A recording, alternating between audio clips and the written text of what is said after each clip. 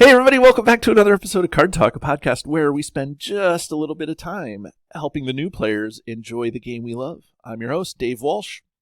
And I'm Ted Bannock, and I love teaching new players stuff. I do. We're going to have a totally great episode for you today. I'm very excited. We're going to continue our new player series. We've got some really great stuff lined up, and we're just going to keep this train rolling, Dave. Choo-choo, right? Maybe that could be a new player card. Keep the train rolling. It'll be an event. Sure thing. Yeah. If only we had somebody on the show that would that could take ideas and turn them into cards. If only. If only. But anyways, as everybody knows, we have a normal one show, one card sort of format. We put that on hold in February and maybe even into March to bring you our extravaganza month, and this year we are doing new player February. We've done all sorts of stuff from going over the phases of the game one by one and talked about deck building a little bit, and now we are still helping new players enjoy the game. But today we are excited to bring a designer onto the show. But before we get to Jeremy Zwirn, I will say that you can support us in a lot of different ways, right, Ted? We got a lot of things that we can do. Plethora, multitude, pick your choice. We got stuffs. Yeah, right. we got stuffs if you want to help us out. That's right. And so just the quick way that you can help us out, we have a YouTube channel, so if you could subscribe over there, comment, do those sorts of things, that would be great. That helps us know Feed the algorithm. Feed the algorithm. Where we really need the algorithm fed is over on the audio side. If you guys could rate and review us, it helps push our podcast up so that when people are looking for resources on the game, that helps us be on the near closer to the top of the list there. We also have a blog, right? The blog address is right down there, cardtalk2018.com. Just leave us some comments. It could be a review about anything. It could be about the show. You could say, "Dear Card Talk, everyone on your show is super handsome except for David. He's super handsome." And that'll help. The same thing. That's all. I think you said, yeah, everybody on the show is super handsome except for David, who is super handsome. Yeah. Well, and then I'm just really you're driving the point home. Yeah. That's right. And the last thing that you could do is if you really want to help us out, you could become a patron. Join us at patreon.com/cardtalk2018. Everybody gets a little swag from us. That helps us keep the lights on, helps the blog keep going. We do all sorts of crazy things throughout the year to help support the community and make the community richer and better. But the best thing that we do, and I think probably what we're most known for, is bringing guests on the show. And today's guest, as I alluded to in our intro, is Jeremy Zwirn. Jeremy Zwirn is a couple of things. First of all, he's a senior game designer. I emphasize senior game designer, right? I don't know if that means he's good or if he's old, but either one. I'm sure he's probably a little bit from column A and a little bit from column B. But and then secondly, he holds the record on Card Talk for being the shortest time in between designer interviews, because I think, Jeremy, you came on the show right after Con of the Rings, which was a big time for you, and we talked a great deal about who you were and your design of the Hunt for Dreadnought and seeing it played by a room full of Lord of the Rings players. And I don't know. All of this to say is, Jeremy, thank you for coming on the show again. Thanks, Jeremy, Dave, and Ted. It's great to be back. Yeah. So what does that senior title actually mean for you? I am very old. Yeah, sure. It depends. It means simple things are less simple. It's something that I work for towards, and it's very exciting. I'm very grateful to be officially a senior game designer at the company now. So, yeah, I'm very excited. Right. All jokes aside, Jeremy, I think it's awesome that you were honored with the title of senior game designer. I think you deserve it, and I think Thank you. I think that we've had a couple other senior game designers. I think Caleb is a senior game designer, Yep. and I think MJ is a senior game designer. Yep. So, yeah, I'm sure there's others, but those are the two that I know of. So, if that's your company, then kudos to you, my friend. So, Strong Yeah, color. thank you. yeah. So, Jeremy, I think you've been busy a little bit here. Lord of the Rings just released the revised core set. What do you have to say, kind of in general, about that release? I think it's a fantastic release. It's very exciting to see the game get, kind of a new spotlight shot on it. We had this, hiatus going on for a while, a lot of uncertainty, but now the game is back, and yeah, people are getting really excited. We've seen lots of ads all over the place for it, and we've been pushing it with our marketing team. They've been doing a very good job, and things to me going very well for the game. A lot of potential and promise ahead. Likely you don't know the answer to this, but I'll ask anyways. Do you know how well it's been received from a business side of like? Obviously, we can tell from a community side that members in the communities are skyrocketing. Like the Facebook group is going way up, Discord servers, Reddit subreddits, people are just joining left and right. So like we can tell, but is there an idea from the business side of how well it's been received? I'm not sure myself. I've asked multiple people multiple times, like, any sales figures at all? How's it doing? Nobody would tell me any figures, but it's been very positive. I say, yeah, it's going really well. Everybody seems to be very pleased from within the company. So That's good. it's been great. So, yeah, I mean, and for the people at home that may not know, I mean, we love Lord of the Rings, but it is a business, right? So they're not going to keep pumping out products if it doesn't sell.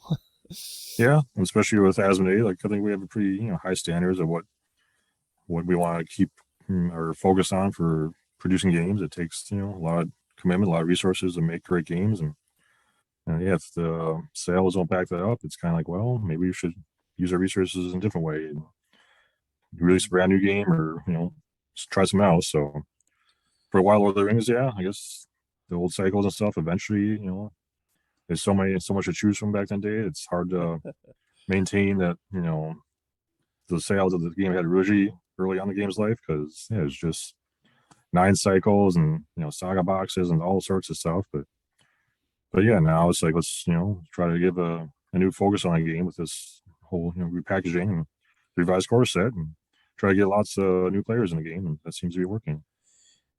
Yeah, Ted, I don't know if you've noticed, but there's been my elf eyes have seen, a lot of new blood in the communities around.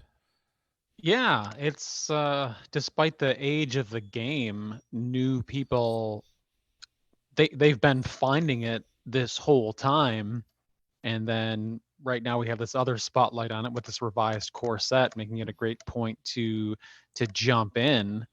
And yeah, I'm a little surprised, like, because it's more than I thought, more than previously. Like I think there's been a surge of new players joining than any other point that I've seen, or at least the activity I've seen seems to suggest that, which is awesome.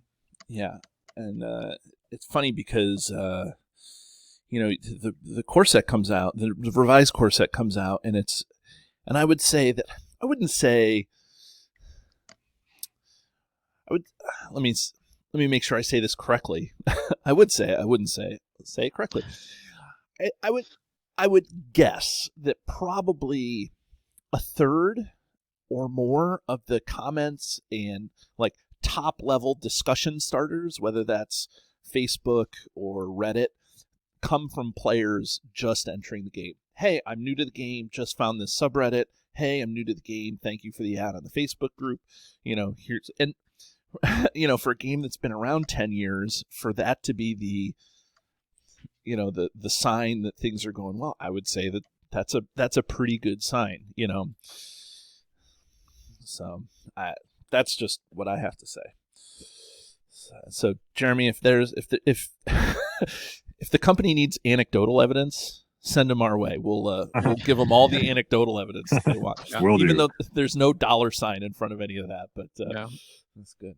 I mean, I've looked to buy the course. I did get the revised core set. I did an unboxing video. And Jeremy, you and I are competing in the YouTube space because you did an unboxing video too for FFG. But no, but you know, like I looked for getting a revised core set, and a couple of online retailers were sold out of it. So that's also good news from, you know, at least from our side, from people who want to see the game's life continue for a while. So Yeah, that's great news. yeah, it's really good. That said, this is going to kind of, I guess, tail off since we're talking about it now, is that, you know, it's a business, so there's certain triggers about what the next step is for FFG. And so right now we have the revised core and we have the 4 starter packs that have been announced. And so my understanding is that that if all goes well, we will get the 2 more products, or are the 2 more products already committed to, and then we're going to wait until after that? And I say that because the 2 products would be like the encounter cards and the player cards from a cycle, but I don't know if it's the Shadows. Nobody's announced whether it's Shadows of Mirkwood cycle or a separate cycle. And Jeremy, I'm not trying to put you on the spot, but is there the question I have is really, is there a commitment for that, or are we waiting to see what the numbers give us before there's a release of those cycle cards, the player cards and the encounter cards? I would say there's commitments. It's not just like one cycle, and it's wait and see how that cycle does. We have a lot of faith and confidence in this game line, and it's a fantastic game. So yeah, there's multiple things. I guess one thing I can say, there is an upcoming announcement. I want to say, I don't know the date specifically, but I've been told like soonish, like potentially next month, about something upcoming. So look forward to that. Okay, and that'll probably give people something to like sink their teeth into, about like kind of the way that it's going to go, right? Yeah. Again, I mean, that's what I would guess. Like, and my prognostication skills would be that it would be like whatever what do they call them in Arkham, Ted? The products, or Jeremy, what's the, they're not APs, they're cycle packs or campaign packs, or what are they called again? So for the Dunwich Legacy, which is in production online, that's just called an investigator expansion. So I don't know. it might be, yeah. If the Lord of the Rings is supposed to parallel off this, yeah, who knows what it's going to be called? Could just be, player expansion, or maybe hero expansion. Okay. I would imagine something along those lines if it's going to be modeled very similar with that speculation. Yeah, but I think, and Jeremy, again, I'm not trying to put you on this, but I think that the model for this would be that all the player cards from a cycle, excluding the deluxe, and or maybe including the deluxe, I'm not sure, but all the player cards are one product, and all the encounter cards and updated campaign cards would be sold as a second product. So yes. 2 products. And I think that was outlined in the in-flight report. Yeah, it's very similar to the Arkham repackaging, where there'll be a box of just the player cards, the whole cycle, and the deluxe box, and then a separate box for the campaign with all the scenarios and all in one box. So you don't have to worry about missing a pack. If it's always frustrating you want to buy a cycle and you get all but one pack, then you really can't play through the whole thing all you want to, because you're still waiting for that one pack. So right. Just buy one product and it'll all be there complete. You go home and play it all straight through. You binge on it, binge a campaign. Yes, which I have done before. It's a lot of fun. I don't recommend it, but if you're really hardcore, go for it. Yeah. Yeah, they so comparing it to the Arkham Horror product line, that's what it's called. It's called the campaign expansion, is how it's formally labeled and announced. and I know that they're pretty sister products. I don't know what the official term is, but they're pretty. Yeah. They're pretty. But I think Arkham is still releasing content, right? It's not a. Right. It's still an actively being added to. Yeah, there was I think a pretty recent pack release. Right. Yeah, we just had the Edge of Earth cycle and Investigator boxes came out late last year. And then just earlier this month, a standalone story called Machinations Time, which yours truly designed. That's good. So that game's going very well. It's doing extremely good, and it's great to see because it's also a fantastic game that I'm lucky to be a part of. You're like the jack of all trades. It's you're the senior jack of all trades now, right? Yeah, I guess so. That sounds cool. Yeah. maybe we can send you a little gift that's like a business card that's instead of senior game designer, it'll be senior jack of all trades. Done. But I guess back to the Lord of the Rings stuff. I mean, I know that some of the business stuff isn't the most exciting stuff that happens, and I also know that, as the game designer, you probably don't have a lot of input or knowledge, obviously. You're not the business side of the whole thing. So, but I appreciate we definitely appreciate whatever insight you can give us into that. So thank you. Yeah, you're welcome. Let me ask you this question. So, Fortress of Nirn was released 2-ish years ago, let's say. It was the last product, official AP that was released by FFG.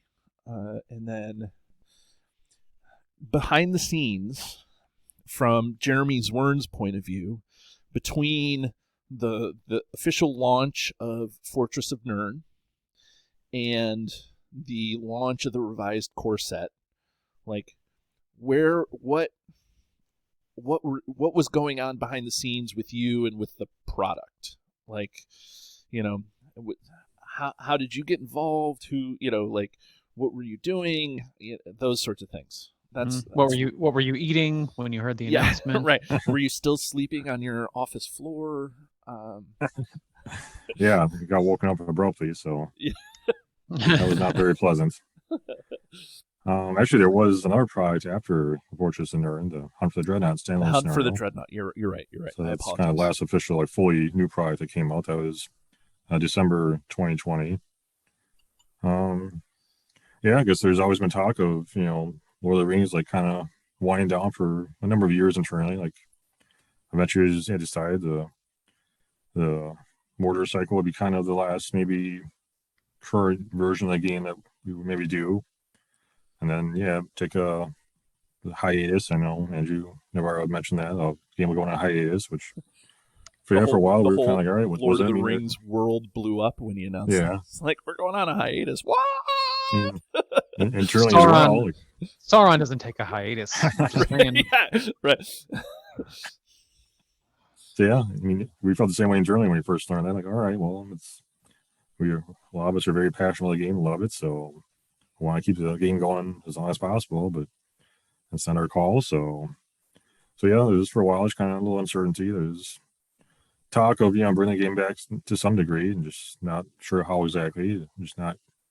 They come back eventually, just maybe in a different way. So it was still kind of up in the air for a while, but eventually it was like, all right, we're gonna kind of release some of the previous content in a new way. That's more, just new player friendly, and just overall, even for business wise, more friendly. Like, instead of having a cycle with 7 different products, now it's just 2 different products. So it cuts back a lot on just the messiness of having a whole bunch of different products, stocking them all, you go to a game store and shelf space and all that, and new players just seeing this huge display full of all these different packs and boxes, and you get overwhelmed at where you start. So it's kind of like, all right, let's just dial things back and consolidate, try to do as few different products as possible, but still have the content there for everybody as much as possible. So let's start with the revised core set. So let's do the revised core set, and let's do it kind of like how Marvel Champions had done it, where everybody gets, you buy one copy, you get everything you need. Like, you don't have to worry about buying multiple copies like our previous core sets always did for a number of years. And then on top of that, let's give a little bonus. Like, campaign content is very fun way to play the game. The saga expansions show that. It's very cool aspects that, Arkham Horror really took and expanded upon through the whole game line. So it kind of adds that to the core sets to do something a little special, make the experience a little bit better for players, new and old. With that? Who not came up with it, but who was the one behind the campaign mode for the core set? I believe it was all Nate French. Like, he was kind of spearheading the whole repackaged core set thing. I had heard that Nate, so it's interesting, and Nate, kudos. Without your game, this would not be here. But when you talk to people, some people have said that Nate because he's promoted kind of above the game designer position, right? Like he's an executive, yeah. Yeah, so executive game designer. Right. And so, but to hear that he came back to, we haven't had Nate on the show, but to hear Nate, from what I know, this was the first game that Nate designed solely on his own. He may have done other game designs, but this may have been the first one that he did on his own. So to hear him as an executive game designer coming back down to work on his product that he started almost 11 years ago, that's pretty dang cool. Yeah, it's very cool. Actually, I tried meeting with him the previous week to go over kind of just, pitching ideas and whatnot, and actually showed me his original pitch for this Lord of the Rings game. Oh, really? Yeah. What did it look like? Was it similar, or was it completely different, or somewhere in between? It was very simple and straightforward. It's kind of eye-opening. When I think of just pitching ideas or pitching a game idea, I think of, just kind of think the whole game as much as possible. I want to flush it out, and here's everything. And his pitch was 2 pretty short paragraphs. Just got right to the point. It's like, this is what the game's going to be. It's kind of like a solo CCG is kind of the idea he had originally to pitch a game like that. And so just kind of like that. This is the idea. And it wasn't Lord of the Rings. It wasn't tied to Lord of the Rings because we didn't have the IP at the time. So It was a very simple idea. Just kind of eye-opening. Well, sometimes that's all it takes to pitch a game idea. It's just very simple and straightforward. Get to the point. That's awesome. So how long was it between Dreadnought and Fortress of Nirn, that the last 2 official products, before conversation started about the revised course, what eventually became the revised course set? Was it something that had started all for a long time, or was there definitely a developmental hiatus, or what did it look like behind the scenes? Yeah, conversation has been going on for a number of years. I don't know specifically when it started, but for quite some time. I think things, really started formulating a bunch more before even Hunts of Dreadnought got released. It was definitely quite some time before that. So, because usually it takes quite a while to get a start from the very beginning, just a vision, just to see what's this product going to be, and then go to actually the next steps of actually designing, developing, and doing all that kind of stuff with products, and of course producing it, and especially nowadays shipping it. And there's been a lot more delays and this and that for that whole regard. So yeah, it actually takes quite some time to start with a vision and actually see it get released. Usually number of years, a couple of years on average, let's say, to go from that initial idea to actually see it on the shelf. Wow, it's wild. That's as a teacher, we deal in our commodity is immediate gratification, right? Hey, I taught a thing. Hey, you learned a thing. That's the way it works. So, to have the patience to be on something for 2 years, and I guess you have to have the faith that it's also going to work itself out, right? Just here's something I started working on 2 years ago, and it's now just now starting to trickle in so that people can buy it. It's like, whoa, okay. Yeah, especially with the pandemic, that was early on there. Yeah, a lot of questions like what's going to happen with just the game industry here. Like, how's it going to look in a few months? Who knows? Like, a lot of questions, and of course, with production problems and shipping delays and this and that, it's always a lot of uncertainty. Right. Your ship is sideways in the Suez Canal. Yeah, the FFG ship. Oh man. So Yeah. what was it like to go back and kind of revisit the core set from a design standpoint? And maybe it would be fair, first of all, to ask, what was your role in, because you are credited in the credits for this. It was additional design credits for Caleb, some guy named Ian. He'll be on the show too, and then you. So so you're credited now. So that's awesome. So what was your role in the development of the revised core set? Honestly, it was a fairly minor role. I didn't play a huge part. Like, the core set itself is essentially the same. The only really new content is campaign content. And like I said, Nate kind of spearheaded that campaign content. I gave my input, my ideas on that. He showed me it early on and made suggestions. And I kind of did more of the behind the scenes stuff where I kind of create like the playtest files to help get the playtesting going. I guess that's where Ian mostly came in. He helps facilitate playtesting the campaign content. And then the actual files to make the actual game, help go over those, proof them, that kind of stuff, and review them. And not a huge role, but I guess enough where, get my name on there to show at least I had some involvement with it. I definitely had a role. It wasn't like Conflict of Dread now, where you kind of tackle pretty much the whole thing. It's right. a small role, but the game was already kind of designed, right? So it's not like you were building something from the ground up, right? Even with the Dreadnought, right? Like, so like you say you have a minor role, but it, looking at the grander big product, re-releasing the core set, maybe everything looks to be a minor role, but you have updated tokens. That was somebody's idea. You have... That was actually my idea. Okay, see, this is... I pushed for higher denominations, multiple denominations, and I haven't played the game many times. It's kind of annoying to have to put like 30 progress on a quest, and then they're all ones. And did you let's do like did you meet with any resistance to that? Was somebody like, no, we're not going to do that? Like, I could see Caleb being grumpy. He's like, no, Jeremy, that's a dumb idea. Caleb being grumpy? What? No. Yeah. No, I'm just kidding.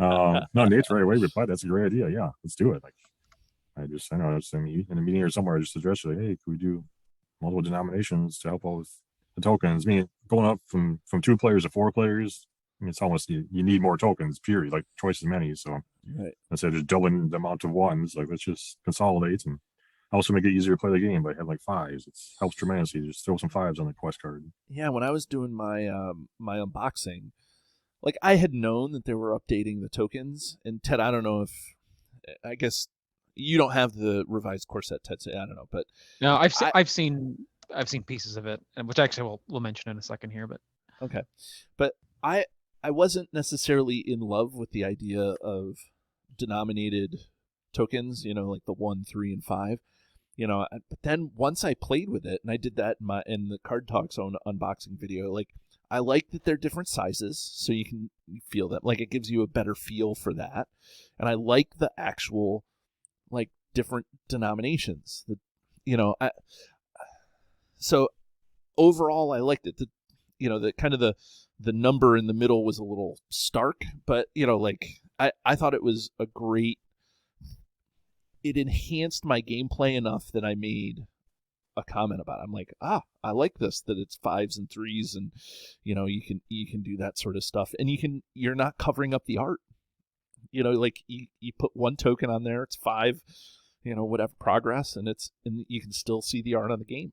And that's instead of just a mess of tokens everywhere, right? Like Jeremy was talking about, 30 progress tokens, they're all over the place.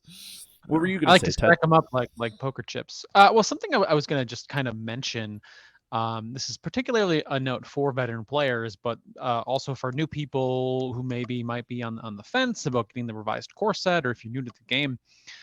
Just to briefly talk about the campaign cards. So the campaign cards are posted online as print and play. If you go to the products page for Lord of the Rings, and then there's some. It's either under all the rules are posted there, as well as some other information. But I thought that was really, really great how for the veteran players, that those new cards are not exclusive necessarily to buying the product. They still have access to them via print and play.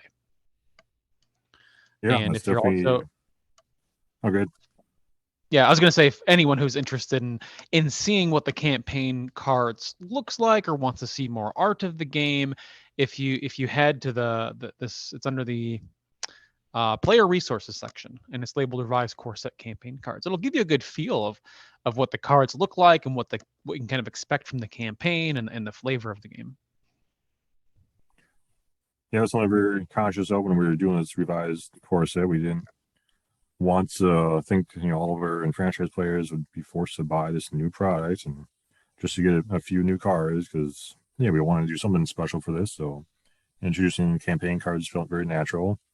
But then we didn't want people that already had their core sets, older core sets, to feel like they're getting left out. So let's put a print and play version of these cards up online so everybody can play them, even if you have the old core sets already. Go ahead and print them out and have fun with them. Yeah, and that's great. I mean, that was I think it, like Ted said, it was just it's a great way to acknowledge the people who have been collecting the game for years who may not want to buy a new revised core set. So it's good. Whose idea was that? Yeah. I'm not sure. Not mine. Oh, I was going to say, Jeremy, it's your idea. If you don't remember, it must have been yours. I think we started doing the print and play when the pandemic first hit. We started doing this print and play promotion across a lot of our game lines. Yeah, like I was going to Arkham and Marvel Champions, sort of sister products to Lord of the Rings. Yeah. Baby sisters, because they came after. Yep. Even Star Wars Destiny has some print and play cards. Oh, okay. Oh, yeah. Okay. Yeah. So yeah, it's not necessarily a new concept. So we just kind of borrowed from that. Like, hey, we're doing it already, so let's do it for this as well. Okay, makes sense. I'm gonna just bring up something that we didn't mention before, but I didn't know about this either. But apparently the release for, I'm gonna jump products a little bit. There's more print and play cards online that I just noticed for Dark of Mirkwood. I didn't know that existed.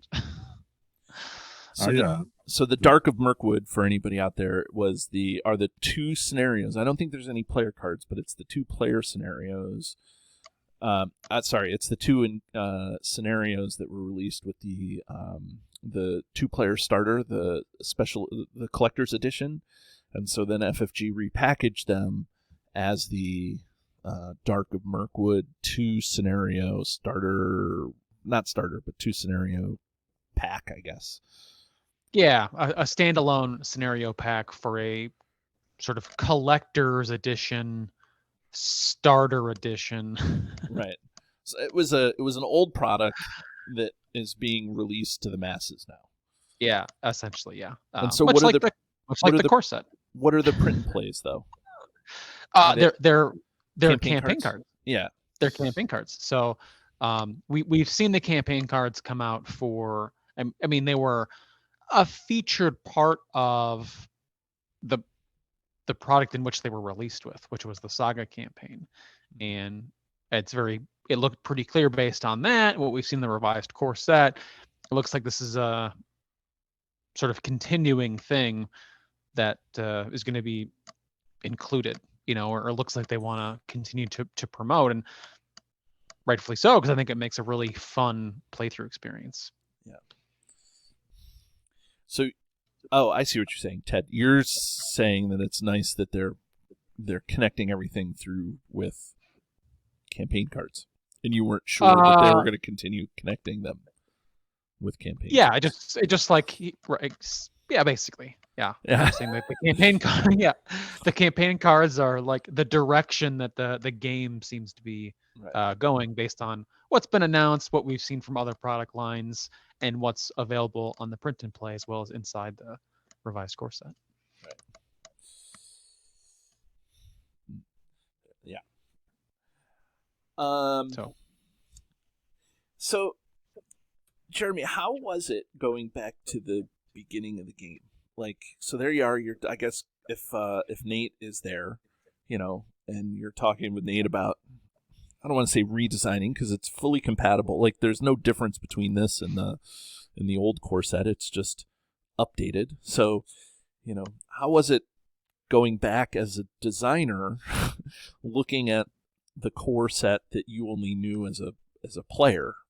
Obviously behind the scenes you were designing stuff for the game, but you've never looked at the core set as a designer. Right, yeah. I guess it's a lot of fun. There's a lot of really iconic, great cards in the original core set there. And to this day, there's some cards that are clearly like very strong and very playable. And there's a lot of very fun cards and thematic cards. And it's been cool to a blast from past to see them in kind of a little new light in some ways here. Because one thing that did come up immediately when we're talking about this kind of repackaging thing is second edition. It seemed players mentioned that for a while when the game went on hiatus. Like, is going to come back as a whole new edition? And we're off the bat, we're like, no, we don't want to do that. The game is amazing. It's excellent. We don't want to have to force all these franchise players to have to rebuy everything in a whole new edition and changing rules or whatnot. So from the very beginning, it's like, no, we're not doing a second edition. We're just going to bring the game back as is. Me personally, I kind of pushed for maybe updating some things here or there. Like, it's been 11 years. We've learned a lot over those 11 years. It's a fantastic game, but I'm always pushing to make things as best as possible. So I don't know. Even then, I was kind of like, no, we're just gonna make the game as is. We don't want to change the rules or change the cards that are printed already. Even though I thought maybe it'd be a chance we could or looked into that, but I was like, no. I was going to say, like, this would have been a prime time to go back and look at some of the criticisms some of the fair criticisms that people had about the cards, and kind of update them. And so I noticed that some of the cards had some formatting updates, but there wasn't any, like, the trigger on the Nazgul of Dol Guldur is still on the Nazgul of Dol Guldur instead of on the quest card, which I think is a fair criticism of that. If you just move that that response to the quest card, the game becomes a little more easy to understand, or that scenario does. But there was none of those updates. Yeah, that's a great point. Like, I kind of push for some of those kind of things. Like, once I just make for a better experience, especially for like new players that aren't really used to stuff like that, but usually miss Nazgul being off to the side. You just, you didn't realize there's a trigger over there. Oops. Right. So yeah, it'd be nice to maybe help fix that, but as a side now, just leave the cards mostly as is, at least mechanically, just pretty much as is. But yeah, that's not one to thing say that that pretty there quickly. Isn't some errata, right? Like, I know that in the starter decks, Dyna, who is a hero that would have been released in the last AP of the Shadows of Mirkwood cycle, for experienced players. But I think not the Dead Marshes, but what's the last one, Ted? What's of the Return to Mirkwood? Return to Mirkwood. Yeah, that's it. So Dyna is the hero in that pack, and he has the noble trait. So there are some things that have changed. He was normally just a dwarf, but now he's a dwarf noble, much like his spirit counterpart, which, so there has been some updates.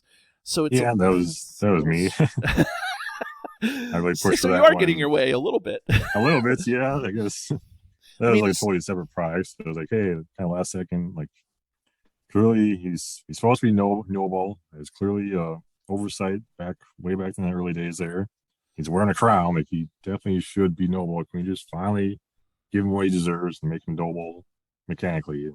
And powers be himself, sure. Like, that's just whatever. Throw it on there. It's kind of... there's a few small changes like that here or there. Right. Not some many. of the wording was changed on some of the dwarves that were spoiled in the dwarf deck for the dwarf mining mechanic and things like that. But I'm going to put you on the spot, Jeremy. I hardly ever do this to the game designers because I really respect what you do. So why? But I have to ask the question. So why was the decision made to update certain things, but not update those things that maybe like the Nazgul of Dol Guldur? Like, so what went into that decision? Like, because I feel like there could have been a little bit of something there to make it easier for people. Yeah, I'm not entirely sure since Nate kind of led the revised core project here, and so I don't know. I guess if you ever get him on, you can ask him that. I know like the starter decks were. I don't think Nate was in charge of those. It was more of Caleb, I believe, Caleb and MJ. So it's kind of sometimes who's maybe in charge of a project, kind of go from there, I guess. Okay. So I mean, it seems like there's some, like I said, I was telling Ted before we started recording that like Barivore has parentheses around her limit once per round now. Like, so there were some updates made, like formatting things. Yeah, that was me as well. Sometimes I'll point those things out, like just if you want to be consistent, she should have parentheses. So right. Somebody agreed to that. So I don't know. Well, so I mean, so that's really funny because I don't know. So some things were at Aragorn. The formatting of Aragorn's flavor text was a little strange. So like that was updated. Things that don't mean hardly anything, but mean something to. I don't know. So you make the small changes, but maybe not missed, but you definitely. I feel like there could have been some other things changed to make it easier, but maybe consistency in the product is most important, right? Putting parentheses in doesn't change, functionally where Barivore is, but I don't know. Yeah, someone saying there's such minor things like parentheses, like yeah, who cares? Sure, throw them on there. So right. I don't know. That's going to get Jeremy to move on. We'll just Exactly. He's him. They'll shut Jeremy up finally. He's such a pest. Oh man! Did you call me Eagle Eyes Jeremy? So sometimes I just spot the stupidest littlest things, and like, how'd you even see that? It's like I don't know. I just saw it, so thought I'd point it out. It's interesting because we had a camera that it was like a zoom-in camera. You had that on your playthrough, not unboxing. Where you had the they call it an ISO cam, where you just isolate on one card. And so, but I would put the old card next to the new card side by side so that you could see the difference. And so when I picked Barivore, it was like, everybody was like, whoa, look at that. There's parentheses.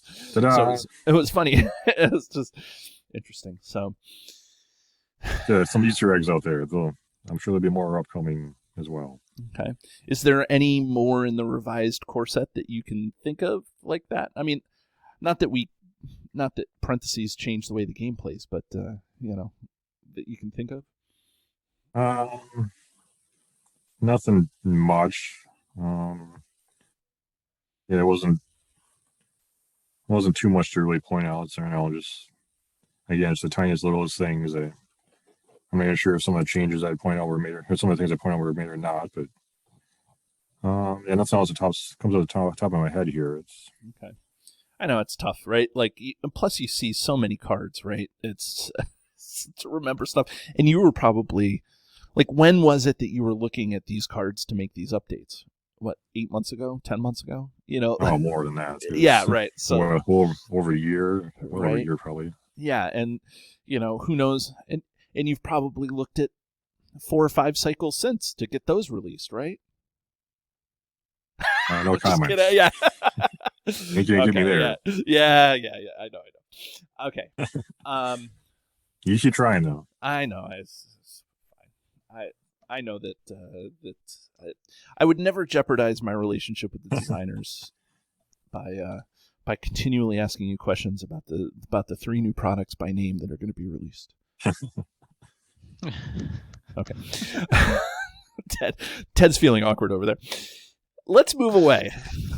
Jeremy, you did a unboxing for FFG. You're on here. We're doing specifically New Player February. let's get into some real new player stuff.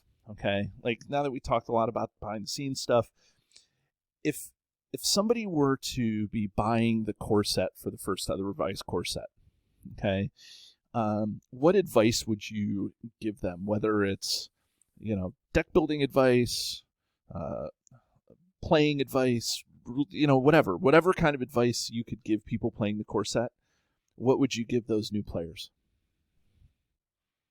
Yeah, that's a good question.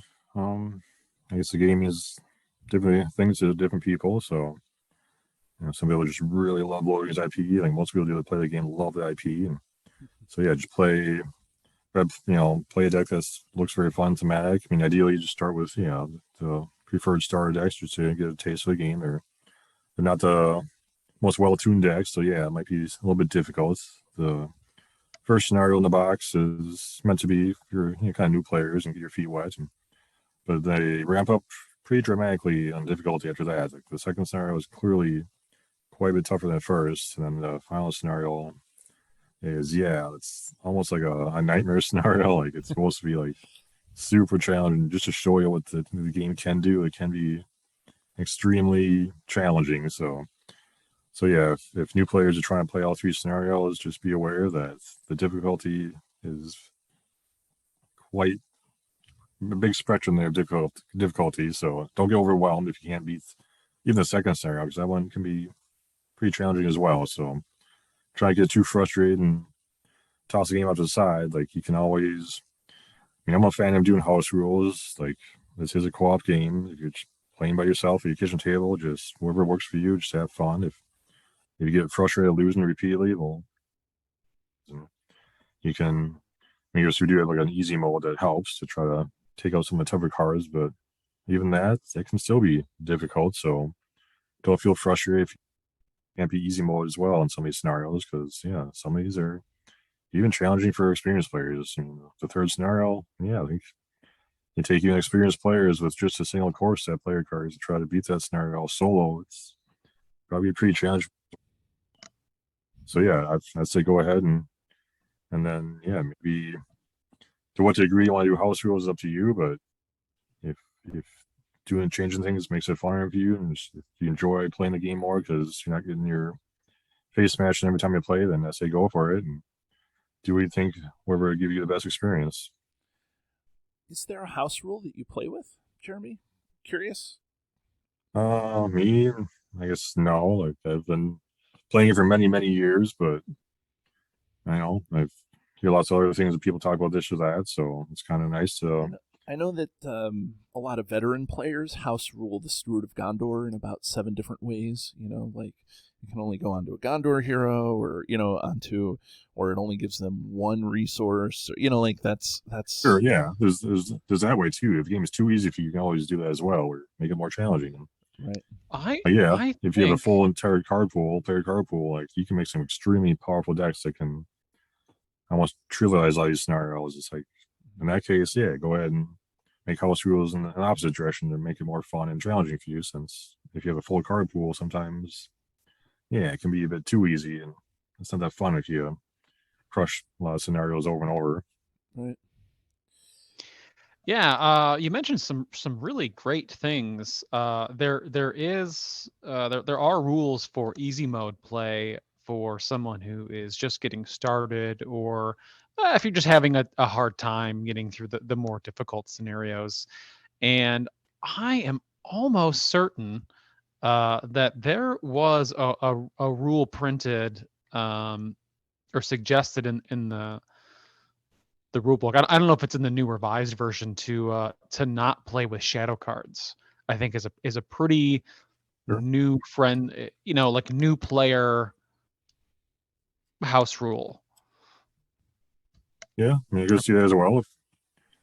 If you're brand new to the game, and the first time playing, sometimes there's a lot to get used to, a lot to learn. So that's maybe one area you could, as you learn the game, just not do shadow cards, just to get your feet wet and get used to it. And then if you do, all right, let's try playing the shadow cards and see how it changes the game, since it does add some tension, some excitement, some suspense with shadow cards. So I think you're downplaying times the a role lot, of the shadow part. Yeah. It adds a little bit of excitement, a little bit of tension. Yeah. Well, it depends what kind of player you are. Well, that's Something. true. Yeah. Yeah. Hummer horns. Something. Hover horns. Yeah. They're I got wrecked on the live stream with that. When I wrecked, I got hit by one. Yeah, there are some real Middle Earth is not necessarily full of friendly things in the adventures. Inside the Learn to Play rulebook, though, there are some deck lists printed in there. They're not just the single standard ones that are pre-constructed. It's a constructed deck list. Do you know who had a hand in designing those or writing up those and testing them? I know I helped with the rule book, the Learn to Play. I think Kale might have actually made those deck lists. Yeah, there's deck lists in the back. There's one, there's one for leadership and a spirit, and then a lore and tactics. Yeah, I think that was Kale. So yeah, I guess you can ask him when he's on the show. Yeah. Well, I think it's a great addition to the rule book because it'll give players it'll give them a little snapshot of like what a constructed deck would look like. So I thought that was a great addition. Yeah, it'll definitely help them. Yeah, if you just want to start playing, just start. Here's some deck lists right there. Throw them together, and off you go. And yeah, they're definitely not bad decks for the course of experience. No, they're not. Looking at them, I was like, these look really fun. These look really great. Yeah. The feedback in the community is those decks are pretty good too. Like, people have played them. I have not played those decks, but I have played. I feel a card talk stream coming on. Yeah, like, a live stream, right? Playing the recommended decks.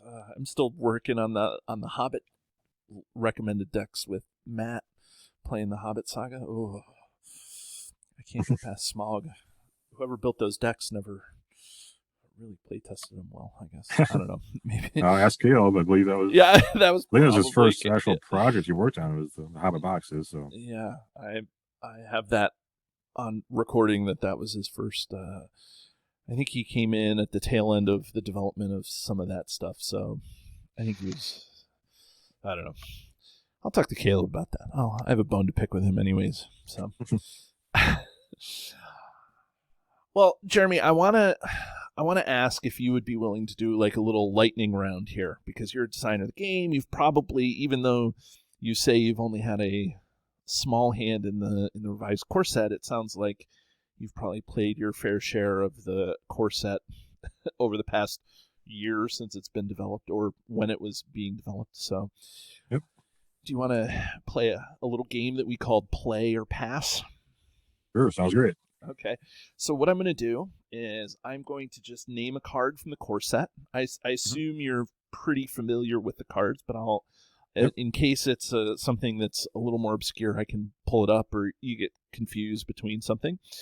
And I'll just say play or pass. So it's a card that you would either put in a deck or a card that you just would pass on completely. I don't think we're going to get through all the cards, but we can do some heroes, and we can do some other cards in the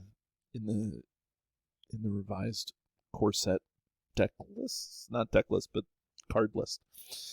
So, Ted, if you want to know Jeremy's opinion, stop us, and you can be like, "Really? Oh, why do you say that?" Okay. Yeah, let's do it. Let's go. Okay. So we'll do one in slow motion just to make sure everybody's all good, and then we'll go a little quicker as we go down through the list. So keep in mind that this is a new player thing too, right? So, we're talking about in terms of the core set, as the card pool has grown and grown and grown, and, some cards have either, lost value or, maybe have increased in value, but, we're talking just in terms of the core set too. Does that make sense? Yeah, Okay, good. Okay, so Jeremy, Aragorn, leadership hero, play or pass? Play.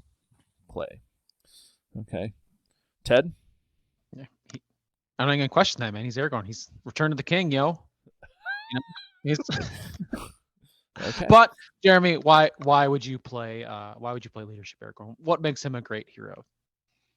I think it's pretty versatile. He's got great stats. He's, very flexible with his response, where you can quest and spend a resource to ready him, so that way you can attack for 3 or defend for 2. He also has Sentinel, so if you're playing in multiplayer, Sentinel can be extremely useful. And yeah, he also has Clebrian Stone. That's be nice to throw that on him as well. And quest for 4, then pay a resource to ready him, and get a lot of action efficiency with him. Okay. Yeah, there makes it sense is. to me. Awesome. Action advantage. That's what I heard. Action advantage and Celebrian Stone. That's okay. Let's see here. A little more, in my opinion, a little more challenging maybe is his leadership hero companion Theodred. Play or pass? Still play. Okay. Yeah, and resource generation is, besides the one really powerful card in the core set, is not the easiest to come by. So yeah, I still don't mind playing him. He's just, I love getting extra cards, resources, and have that on one of your heroes is solid. It's definitely a solid hero. Okay. Let's see. Skip around a little bit. How about Thalon? Play or pass? Oh boy, they will kill me if they say pass. They'll absolutely just, they'll be enemies, so I better say pass. No. That's an interesting one. Yeah, I guess, I know, me personally, yeah, I'm not just the most fond of him, but that's his favorite character of all time for some reason. So he's got his mono Thalon deck. So I know. And now it's now it's legitimately possible to build a mono Thalon deck, right? yeah, With Nate's supposedly undefeated with it. So Oh yeah. I think it's because he's never actually played it. Well, what's great about this game too is that you play heroes for thematic reasons, like you sort of mentioned before, and there's so many different ways to play the game too. So just because one person likes to play a hero or not play a hero, there's going to be someone that has the opposite thoughts, that they don't want to play or really love a hero, which is really cool. Yeah. Multiplayer definitely shines a lot more. We get more reveals, but solo, not as much. Okay. That also matters too. You have to play solo or multiplayer. It can really affect card values. That is truer than people understand. If you are a multiplayer player, I don't know. If you play multiplayer all the time, try playing solo and see how this game changes. If you play solo often, then play multiplayer, even two-handed, the game changes. And I would say that there's, within just playing normally, I always say that there's like 3 different ways to play. You can play solo, you can play 2-player, and then you can play 3 or 4-player. And every of those game experiences is, I don't want to say completely different, but is markedly different when you're playing them in a different way. It's just I agree. Because the encounter deck can really change your world. Anyways, let's keep going. Player pass. Ready? Okay. I'm gonna get. Let's see. What about done here? Player pass. I'm more on the pass side. He's never been all impressive with me, at least in the core set only. And clearly getting more expansions. There's more cards that work well with him, but yeah, he's for other heroes. Right. He's solely there to get rid of the Hummer Horns, right? Denathor, player pass. Lore hero Denathor.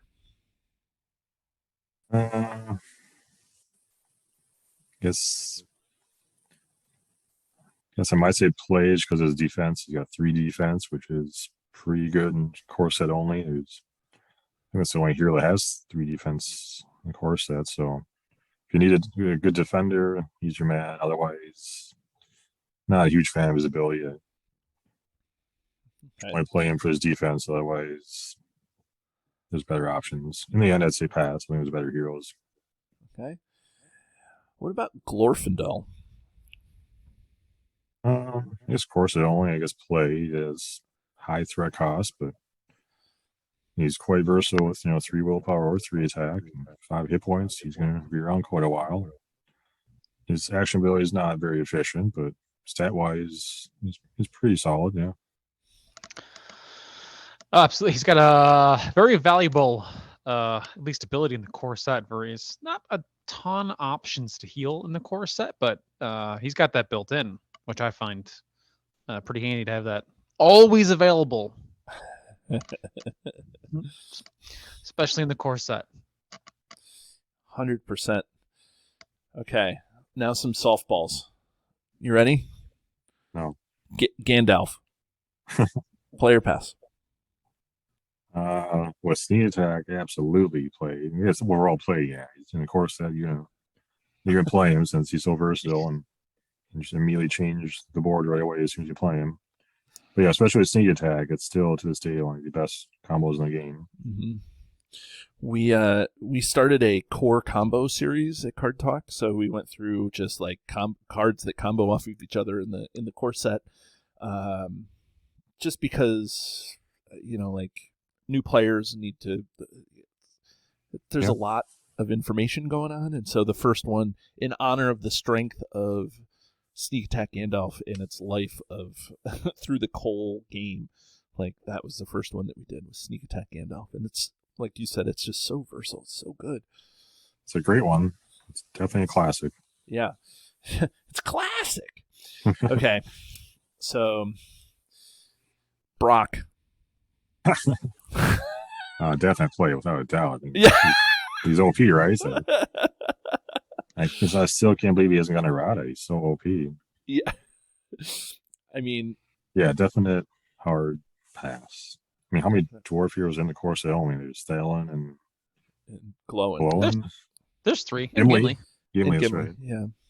So yeah, it's not too many, but yeah, it's just if you don't put them in play for free, 6 resources is an incredible amount for pretty bad stats. I was gonna say, do you have any insight on the design of this card? Like, have you ever just sat down and asked Nate, like, what's up with Brock Iron Fist?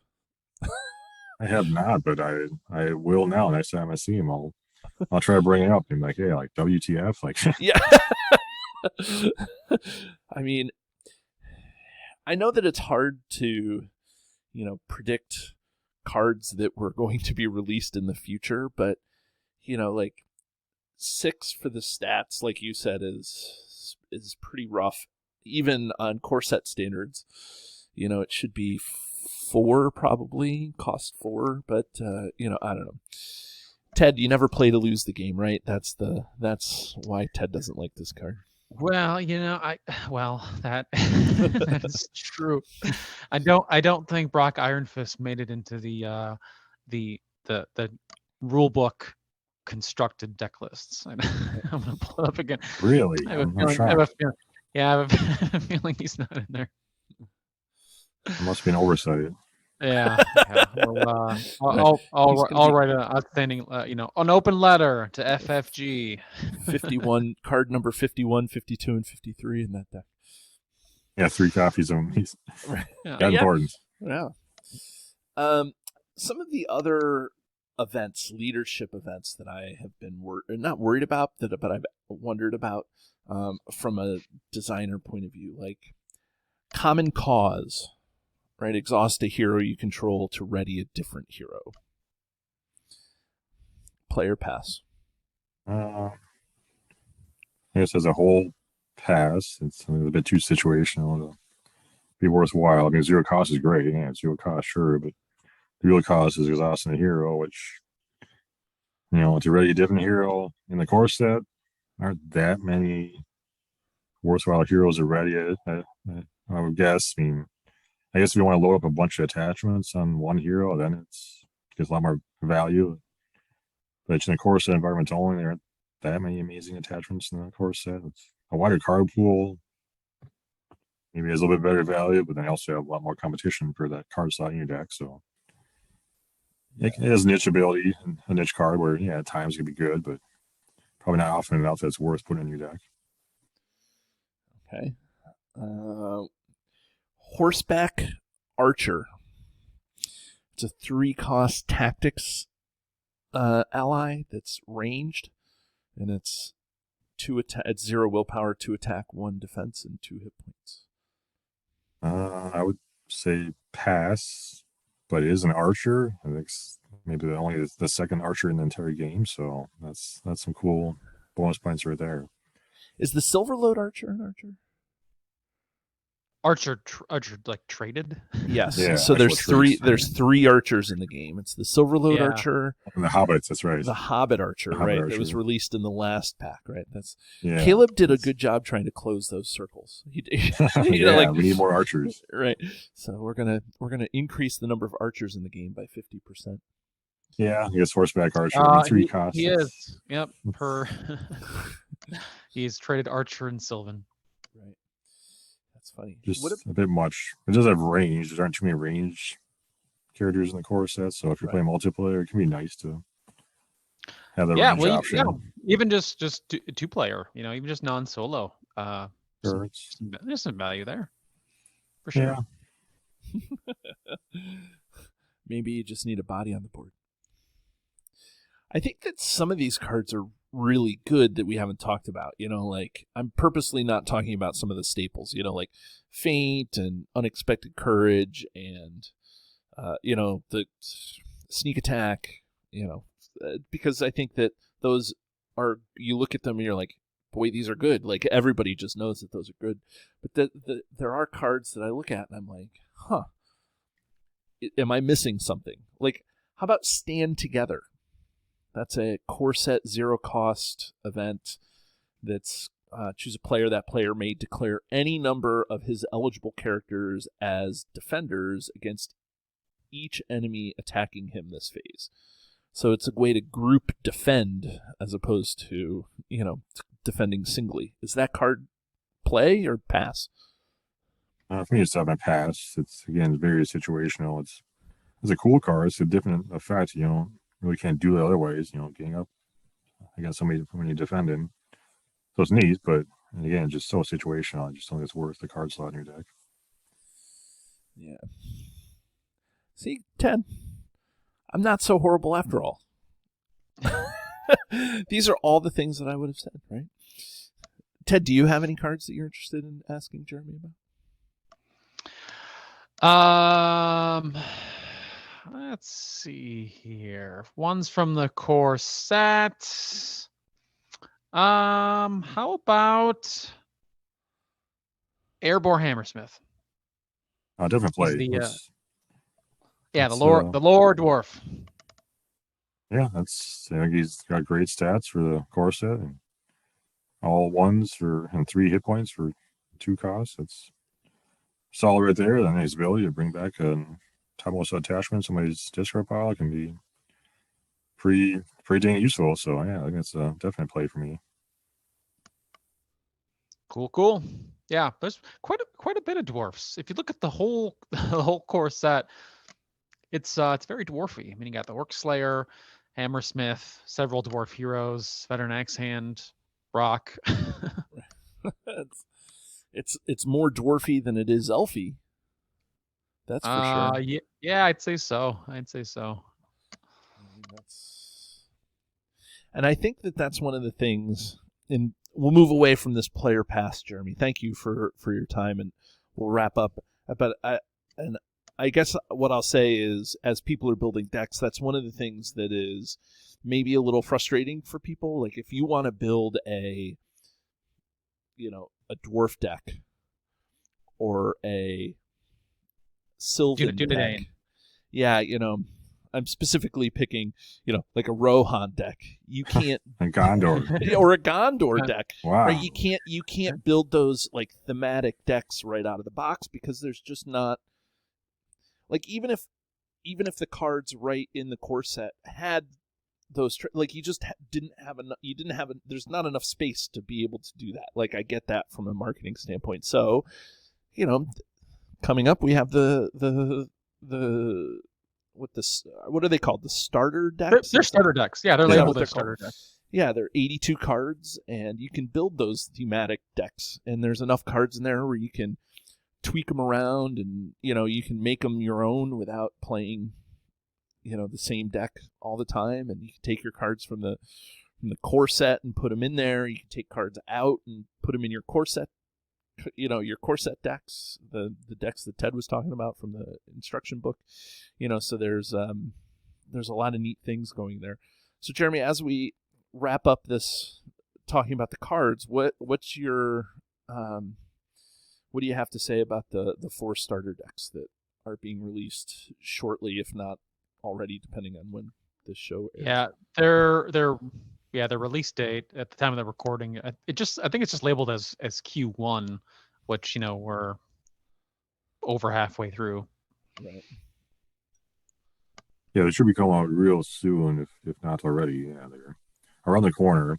I love them. I think they're an excellent product. And they're great for new players and even experienced players alike. Like they're packed with just great, solid cards that you might want multiple copies of. Like, as many times you have, all these decks built. I've got probably dozens of decks as a whole, but you always run out of copies of the best cards because you want them in lots of decks. So it's great for even experienced players to pick these up and get extra copies, especially new players. Yeah, they're very thematic. They're very fun. They're pretty powerful. Like if you find yourself, maybe not some of these scenarios as often as you want, try to pick up one or more of these, and those should definitely help make sure that you can hold your own against a lot of scenarios. They're really excellent prize, especially since they come with the 50 card deck right away. You just bust out, start playing immediately, and then once you play that sometimes enough, you can actually we have kind of almost like a sideboard with extra cards in there as well to let players customize these decks themselves. Like right there alone, you can swap out a hero and do it in an entire different sphere because they're provided as well in each deck to have these extra cards to allow players to get the experience of customizing their own decks. You don't have to. You can always stick to those 50 card decks right away and the extra cards. But I suggest, if you're enjoying any of these decks, try looking at the additional cards that come in there and have some fun with those and make your own tweaks and stuff. Since to me, that's one of the funnest things of the game is kind of building your own decks and watching them change and getting, especially against different scenarios where some scenarios favor this strategy or that strategy, and having these extra cards in each of these starter decks can really help with against certain scenarios.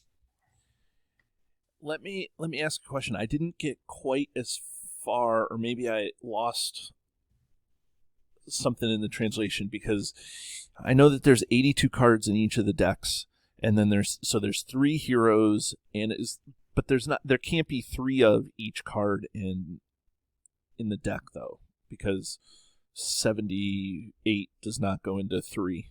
So, or 79, 82 cards minus the 3 heroes, so 79 doesn't go into 3. Is there 2 of certain cards in the decks and 1 of in those pre-constructed 50 card parts? Well, actually, is a full play set of every card, at least legal. Like there might be limit 1 card in the deck, so there's only 1 copy. But otherwise, it's a full play set of every card. Okay, so that way, like, there's still 3 as many. Okay, so there's legal. Got it. Because there's I think 4 heroes per deck, or at least 4 heroes per deck. There's at least 1 extra hero, so you can swap it in with one of the main 3 heroes that comes with the deck. That's I knew I missed something in there that I was like, somehow this doesn't work. 78 goes into 3 goes into 78, so that's what I was looking for. So the extra hero, then 3 of that works itself out. Okay, and that was. I thought I was going crazy at that point. Ted probably can back me up that I go crazy every once in a while. So, no argument there. Right. So, yeah, I highly recommend them. They're a great prize. So yeah, I got to play the Dwarf deck on stream earlier this week, and yeah, it's a really fun way to play the game and get your feet wet and play thematically. Since if you have one of these as your favorite race, if you love elves, boom, pick up the elf deck. If you love dwarves, there you go, just ready to play right there with a wide selection of cards from multiple different previous products. So it's not just like focus on just the Cause of Doom dwarves. It's dwarves that came from all sorts of different products. Right, which is really nice. It's a nice way to kind of make sure that people get the new players get the maybe the full experience or more of the full experience when there's no guarantee about how much is going to be released based on product numbers and things like that. So it's good stuff. Definitely.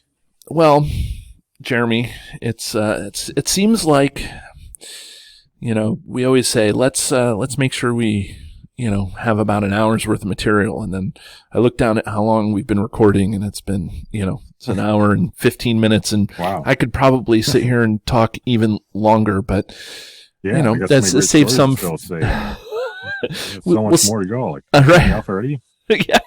Well, we'll save some for the next 20 weeks. We'll have you back on, Oh, you gotta break that record, right? It's gonna be right. Yeah. Well, you have to come on even shorter, right? Yeah. So and the next time you're shorter and shorter. Right. Maybe eventually you can be a co-host of the show.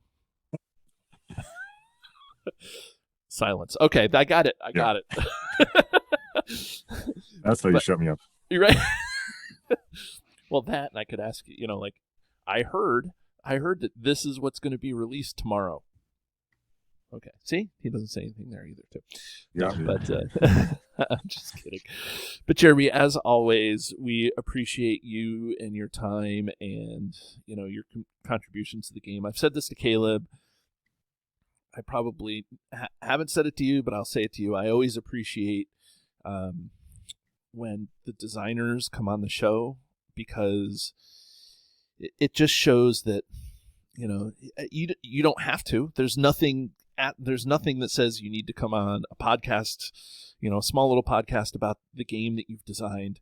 It kind of, it brings people closer to the game, and that's amazing. So, you could easily just sit at FFG and just design the game and do awesome, and everybody would love it. But, when you come out and you talk to us, like, it's just a phenomenal experience. So thank you so much for, coming on the podcast and talking to us for an extended amount of time. It's super awesome.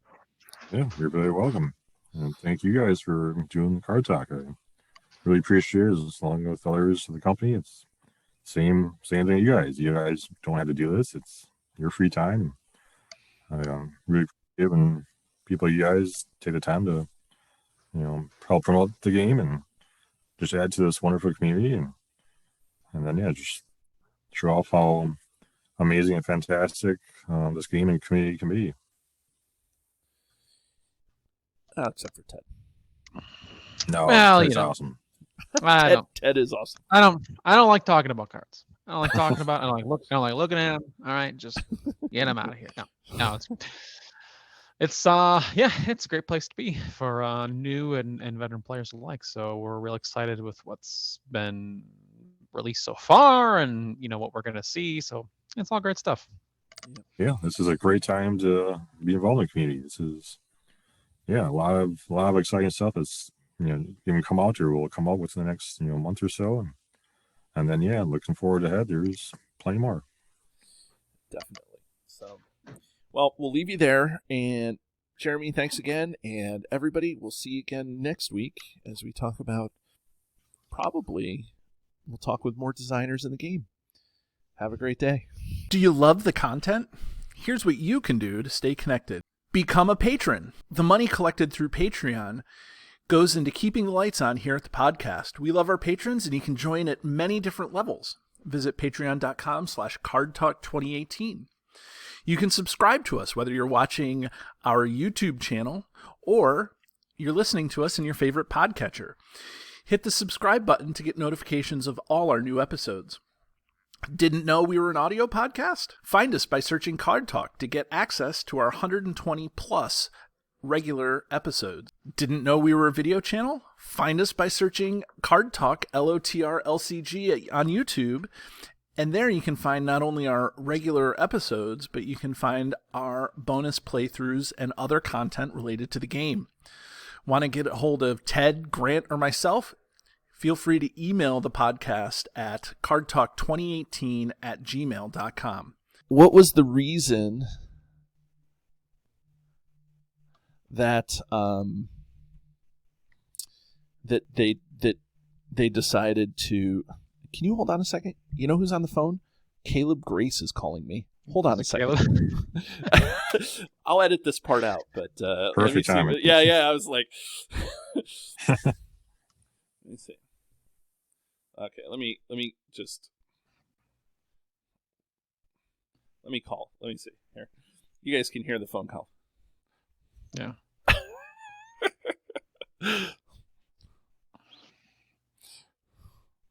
I'll edit this part out. No, Caleb, what's going on, buddy? I'm talking to Jeremy, and all of a sudden my phone's ringing, and I'm like, oh, it's Caleb. Hold on a second. So, yeah, Jay-Z right now.